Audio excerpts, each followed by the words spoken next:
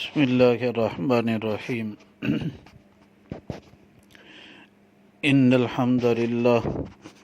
والصلاة والسلام علی من لا نبی بعدہ اما بعد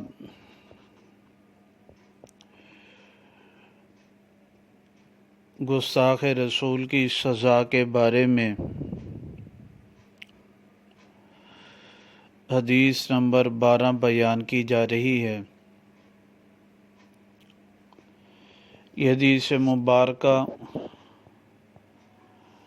بخاری شریف کی جلد نمبر ثانی صفحہ نمبر 91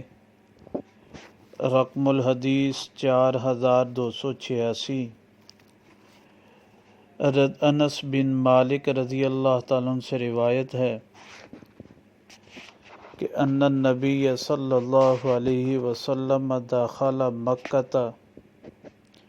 یوم الفتح، کہ آپ علیہ الصلاۃ والسلام فتح مکہ کے دن داخل ہوئے، وعلی رأسہ المغفر، اور آپ کے سر پر خود تھی۔ فلما نزعہ، پس جب آپ نے اس خود کو اتارا، جاء رجل، ایک شخص آیا، پس اس نے کہا کہ ابن خطل متعلق باستار الکعبہ، ابن خطل نے بیت اللہ کے غلاف کو پکڑا ہوا ہے۔ آپ علیہ الصلاۃ والسلام نے فرمایا اقتلہ، اس کو قتل کر ڈالو جو ہے۔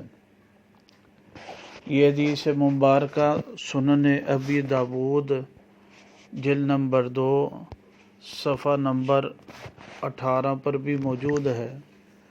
اور اس میں الفاظ آتے ہیں کہ وکان ابو برزہ اسلمی قتلہ،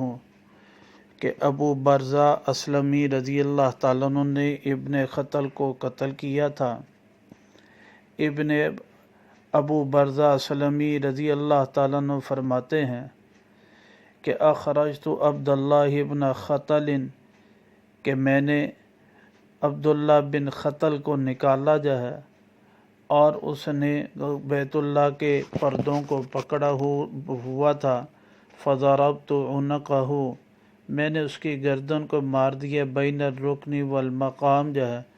رکن یمانی اور مقام محمود کے درمیان اس کی قتل کو اتار دیا۔ تو ساری امت کا متفقہ مسئلہ ہے، گستاخ رسول کی سزا جو ہے